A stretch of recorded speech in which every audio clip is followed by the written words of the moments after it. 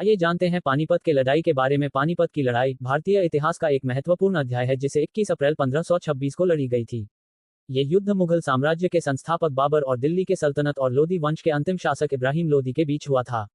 बाबर, जो मध्य एशिया से था और अपने पूर्वजीवनी के प्रांतों को खो चुका था, ने भारत को अपना लक्ष्य बनाया था। इब्राहिम लोदी, जो दिल्ली से शासन कर रहे थे, अपने साम्राज्य में नाबालिगी के कारण उसी के अंदर से असंतोष का सामना कर रहे थे और उसकी सेना कमजोर हो रही थी। युद्ध पानीपत, वर्तमान हरियाणा, भारत में के पास लड़ा गया था और यह बहुत जोरदार था। बाबर की सेना, जिसमें अग्रिम हथियार और अनुशासित सैनिक होते थे, ने भारतीय मैदानी युद्ध में नई तकनीक का उपयोग किया। इब्राहिम लोदी की सेना, जो संख्यात्मक रूप में अधिक थी, विरोधी बाबर के अच्छे संगठन के सामने टिक नहीं पाई। प्रारंभिक असफलताओं के बावजूद बाबर ने अपने हथियारों और तकनीकों का सही उपयोग करके बहुत ही विजयी तरीके से इब्राहिम लोदी को हराया।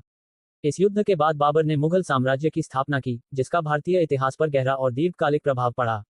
पानीपत की लड़ाई न केवल अपने सियासी परिणामों के लिए महत्वपूर्ण थी, बल्कि इसका दीर्घकालिक प्रभाव भारतीय इतिहास पर भी गहरा प्रभाव डाला।